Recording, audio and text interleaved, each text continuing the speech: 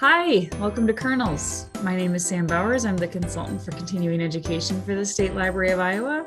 Our guests today on this episode of Kernels are Mary Murphy from the Perry Public Library and Todd Simonson from the Cedar Rapids Public Library, and both of those libraries are here in Iowa. So what is Kernels?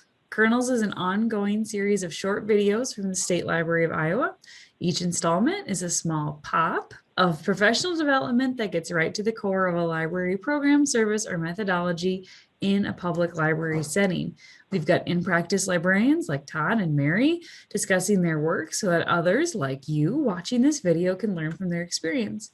We've got all the kernels posted to the State Library of Iowa's YouTube channel, and there's a whole playlist of them. You can watch them all. We've also got them in Iowa Learns, our learning management system. If you're interested in CE credit, you can watch them there. Just complete the evaluation when you're done. I'm not sure if we'll have any descriptions or other, if we'll have any links or other resources to share as we go through this. But if we do, you'll find links to those in the description of this video or in Iowa Learns as an attachment. So we've got Mary and Todd here today to tell us about how their libraries partnered with the local public health agency on some different kinds of projects. Mary, can you start us off? Tell us a little bit about your partnership, and then Todd, when Mary's done, if you want to share what you guys have been up to in Cedar Rapids. Well, we were approached by Dallas County Health Department to do some projects that incorporated public health and delivering them through the library. And the local person, Abigail Shehawk, and I sat down with Angie and Abby from IDPH and kind of brainstormed about what we can do as projects. And we came up with a short list of 8, and we looked at what we can do of the 8 and started on the top 5. The first one was a story walk that has been really, really successful. We put it in Weiss Park, and it's been getting traction ever since because it combines the outdoors, the reading, and it's a family time. So a lot of collaboration or end goals get satisfied with that. The next project was food recovery, and food recovery was led by Stephen Williams. And Stephen Williams from Eat Greater Des Moines kind of sat me down, and we learned what the logistics are to implement it, because I had to approach the managers of Fairway and of Hy-Vee with this idea. And the third one was healthy cooking. And we incorporated that in summer reading last year with ISU Extension and Outreach, and we're doing it again this year. Another project that we did was the book kits, healthy book kits that focus on something about health. And other libraries can check it out from our library if they want to do a book club discussion and focus on it. So go ahead, Todd, you can take it away. I'm going to make sure, yep. So hi, I'm Todd from Cedar Rapids Library. Mary and our libraries were both approached by our county health departments, and it was a Telegen grant that the Iowa Department of Public Health got that they wanted to pilot with us. So my experience from the initial onsets very much echoes Mary. We were contacted by the Lynn County Public Health and Abby and oh, I'm drawing a blank. Angie, thank you. Abby and Angie came out, and we all met together, and we talked about the grant itself and how it could work, what it kind of looks like. So we focused on 3 projects that we ended up doing. Our first project was a service navigator position. And with that project, we partnered with Willis Dady Homeless Shelter. And we got an employee that worked for Willis Dady, but they were stationed in the library, and really the focus was to make connections with individuals that have lack of resources. It includes health, it includes finding shelter, it includes food. So really being a resource in the library. We have a large population that was coming in the library that had needs that our staff just weren't able to assist with. So that was really our core project that we focused on. The other two things we did is we started circulating fitness kits. And really from those, we bought different kind of activities like Frisbee golf, a yoga kit, Pilates kit. There were a lot of other kits that we put together. And the goal target of that was to put this out for the public so people could try out these kits, see if it's something that would benefit their life, that was easy for them. And then if it was something that they chose to, they did like, they'd be able to purchase that and integrate a healthy lifestyle choice in their daily living. And then kind of like Mary, but we did ours a little different. We did do some online programming that focused on healthy and nutrition family components. And that was incorporated with our summer DARE program. Really, we were thinking about partnering with ISU Extension, Health Solutions, or another company to do in-person programs, but with COVID hitting, we switched our programming to all virtual. So that's how we changed that, I guess, to do the healthy nutrition classes. That's awesome. So this started as a grant project. So I'm assuming that that money has run out or is running out. So Todd, can you share the work that you've done now that started as a result of that grant that's still ongoing? And then Mary, I'll turn that same question over to you if there's stuff that you thought was worthwhile that your library is now funding now that the grant has run out. Sure. And what we got for the grant, it was $25,000 per library, and part of that went to the, there were some of that money was earmarked for the county health for administration cost and other things. So our library saw about, it was probably 22,000, I think, but since it did run out, we have seen great success in the programs that we've continued.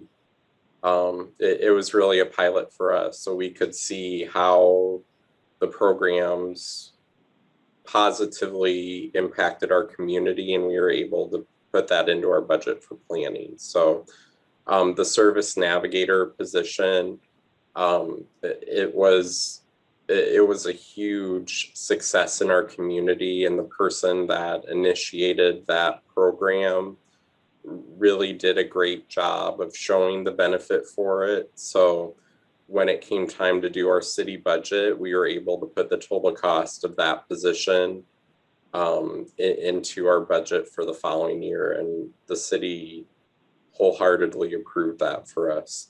Just because I'm kind of a metrics nerd, what was your definition of success for that position? How did you decide like this is worth the money for us and our city? So that's a good thing. Prior to the position, what we saw was we had staff that the initial thought in any sort of issues that arose in the library was a natural call to the police. And we were seeing quite an uptick in police. We saw that one of the groups that was majorly impacted were our homeless or low socioeconomic population. And really what we were seeing was it was a lack of resources and opportunities that this group had. So since we implemented the position, our calls to the police drastically decreased. And I know we had COVID. The COVID outbreak changed all of our service levels. We also had a derecho that majorly impacted the Cedar Rapids metro area. And so those are factors, but I will say for the past year, we have not called the police on any behavior issues like we were before. So we're keeping track of how that handles, but really with training with our staff, this position's really de-escalated, built connections that are trusted.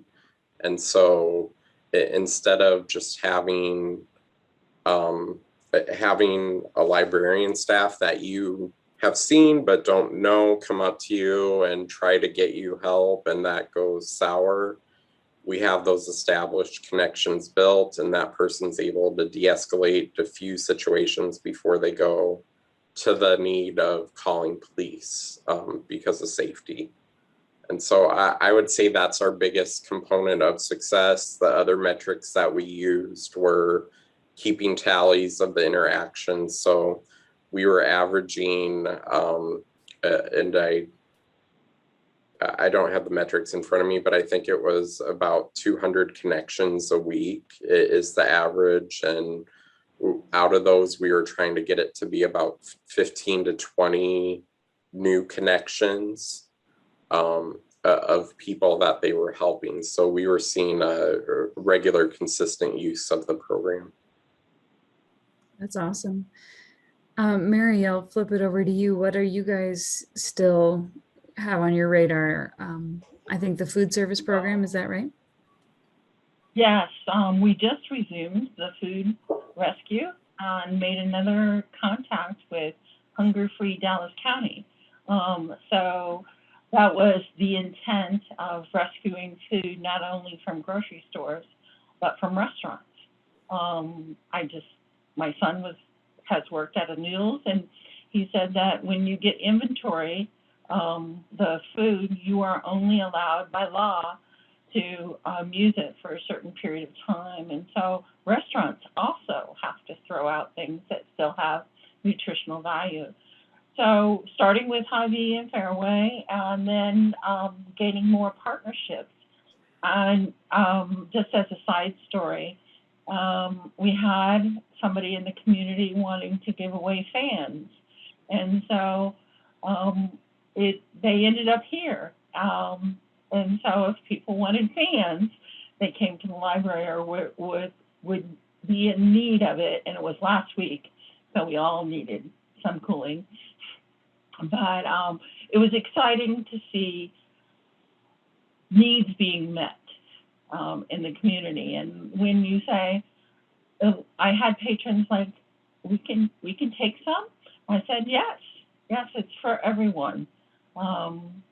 So the fresh fruit and vegetable recovery program, I know it's not for everyone. It depends on what size community you're in. But for this size community, it's been a wonderful program connecting people and actually rescuing the food from the dumpsters because it would have been thrown away. So that and the Story Walk are the two biggest programs that we are continuing. We, as I said before, are continuing the healthy cooking classes with ISU Extension and Outreach, and the fruit and vegetable outreach, the Healthy Steps program.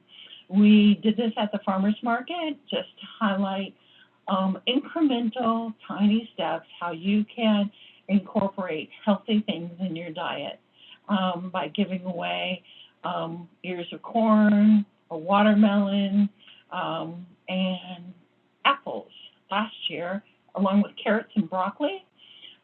This year it was honey. We have a honey producer right outside of Perry, and just highlighting how honey is good for you. It's one of those foods that is naturally preserved. You could probably still eat honey 100 years from now if you wanted to do that. But I don't really trust the honey in my cupboard from 6 weeks ago, but I'll take your word for it. It is. Honey is still good. And if it's sugars, all you do is put it in the microwave. So that's awesome. I had to research to make up the flyer for that went with it. Let's see, July, sweet corn. We're doing melons again in September, and then October. Well, no, it's August, melons, and then apples in September, and then the farmers market closes after that. But yes, we have seen just how successful our partnerships can be with people in the community. And all of our programming, usually we partner with somebody in the community. One thing I love that I hear from both of you guys is that it's not just a partnership with public health, but you begin to see how public health reaches so many other aspects of community life. So there's the extension, there's, local food producers, police, fire, it's not just a one and done, but this has really helped you build networks all around your towns. I don't know if either of you care to say anything about that. And I can, and I think that was, Mary and I have done several presentations. That's always one thing I like to highlight as the benefit of this, is it really bridged a door for a partnership, for connections that were there. And I don't think there was any ill intention of not using those, but we all get so busy. So this really gave us the dedicated time and communication to sit down, focus, and elaborate on those partnerships. Angie, one thing she said is it's not the grant. The purpose of the grant wasn't about the money. It was to build the partnerships to have a long range impact on our community. So, like I said, COVID hit during this. One of the great things that we were able to do because of the partnership is it probably when the vaccines started to come out and there's a lot of misinformation about vaccines, who could get them when, how that process was going to work. The partnership that we had at the public health, I was working with Cindy Feister. So she reached out to me and she said, we have this information that needs to get out to the public. We're just not, we can't get it all out how it needs to. Are you able to help us? And they had a flyer. So I'm like, just give us flyers. We can put those in our curbside pickup bags, because we were averaging 250 to 300 number of people using our curbside pickup program per day. And it wasn't always the same 250 people. So we had a great way, an easy way, that if we had a flyer, we just dropped that in the bag. And that was an effective way to get communication out to people that may not necessarily get it through the county public health. So it's something easy, but that's how this partnership has continued and really shows what the intent was in the grant.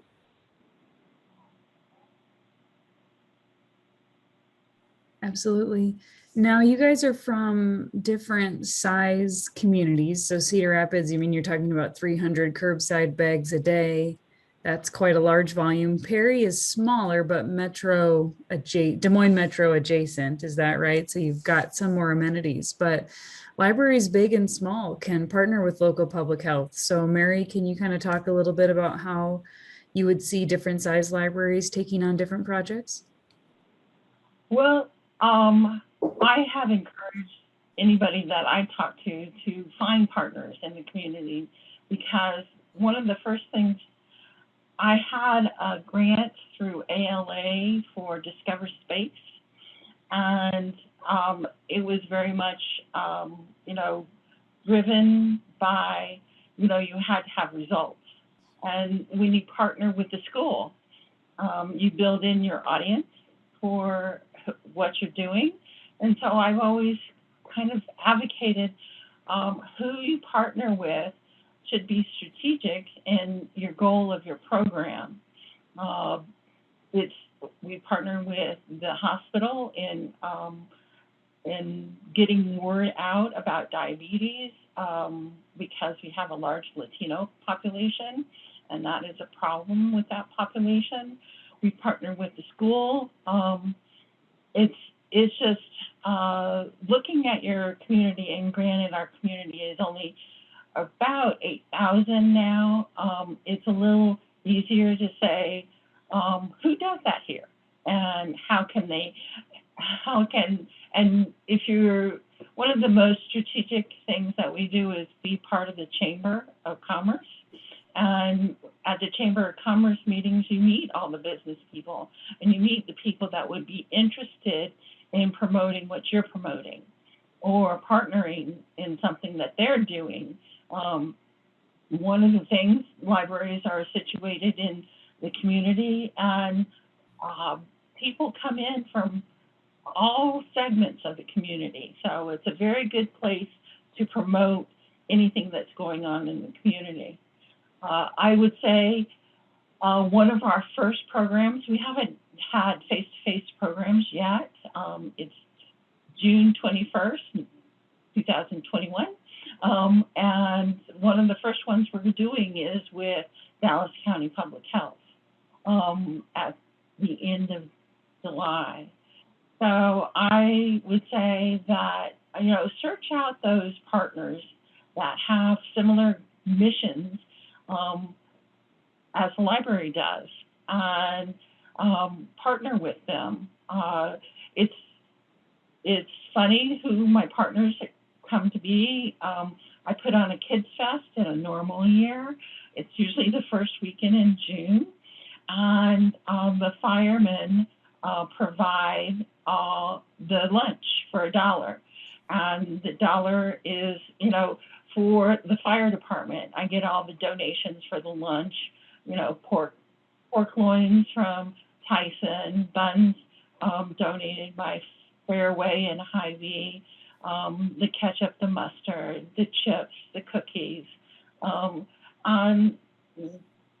It's just that kind of partnership says what is important. All the money that's going back to the fire department, plus the kids are having a great time that day. Yeah, I love that. Todd, what do you think about, or how do you see some of what you've done translating into smaller communities? So I like to, the service navigator, I think you hit it right on. Cedar Rapids is a very large community. And so quite understandable that not everybody may be able to get a service navigator position at their library or get it funded through the city, because that is an investment. But regardless of the position, I think building that partnership, like Mary said, you'd be surprised who's out there, but looking for partners, looking for opportunities. If you're in a smaller community that your population is 1,000, every county in Iowa has a health department. Reach out to your local health department, and it may not be a everyday position like we have at our library, but you're able to establish that partnership, and probably you'd be surprised about getting some additional resources in your library. So that's really a key takeaway, is take the time, make the step. It might take a little legwork to get it going, to get the partnership established, but it can provide some really great results in the end.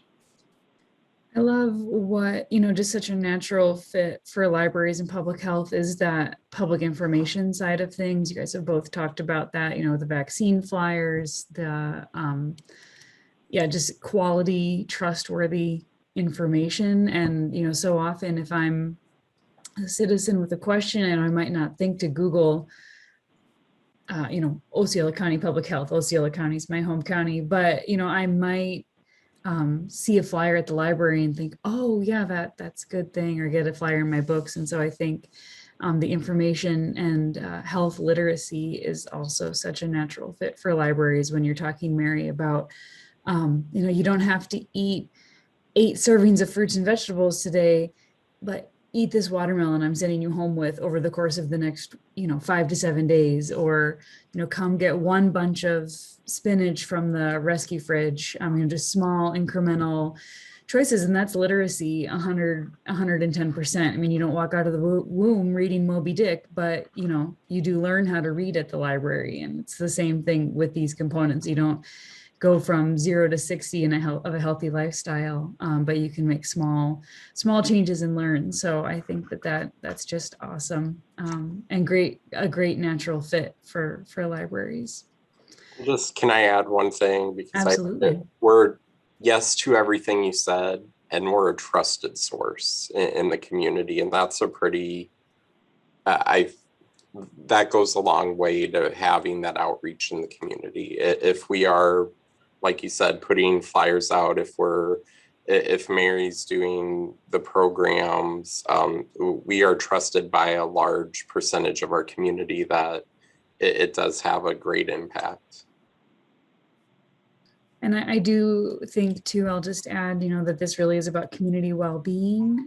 So it's not about improving the library's image, but it's about, 0 police calls in the year and a half or so since the thing's been implemented. It's about people that have food on the table tonight because they were able to get food from the rescue fridge, or someone that can put a fan on their baby. I just spent a week on vacation with no air conditioning, and having a fan was vital for my toddler. But so those kinds of just community benefits are huge. To close go ahead, Mary. I wanted to say I'm kind of envious of the Cedar Rapids Library, because I've been torn, and I had elderly parents, and there's a large population in our town that is not computer literate, and all the apartments have just shifted to having their applications like online, and your heart goes out to these people, and a Navigator position would be ideal. I have been known to sit down because I just feel it's my remembrance of my mom and my dad, and how they depended upon us to do things in the computer world. And these people that come in and that are applying for apartments don't have the computer skills, and I'm there. And maybe I can make that little connection for them. I just think this Navigator position at the Cedar Rapids Library is so needed, because usually the frontline staff is busy, and so just carving out 15 minutes for this patron would be so important. So thank you. We've seen great success, and it goes to a larger. I don't want to get into a lot of politics, but it gets into a larger society issue that we've seen over the past year, and really, I think as an institution, libraries have a place to best serve the community, and it's not always, there's people that have different needs. And so the Service Navigator has been able to successfully impact many people that weren't getting resources that they needed. Absolutely. Just kind of your 30-second elevator pitch. If I'm a librarian who's maybe on the fence about reaching out to public health to start a partnership, what do you say to push me over the edge, to help me make that first connection? I would say do it, because it's, before you had partners with the school, you know what the school is about.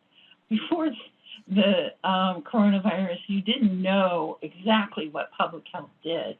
And now we have a better understanding, and they are so on board with my Healthy Steps program, my outreach for healthy cooking classes, my fruit and vegetable recovery program.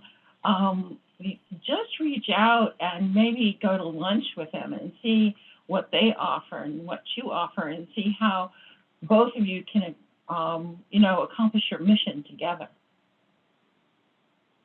And Mary stole mine. I was going to say the Nike logo, just do it.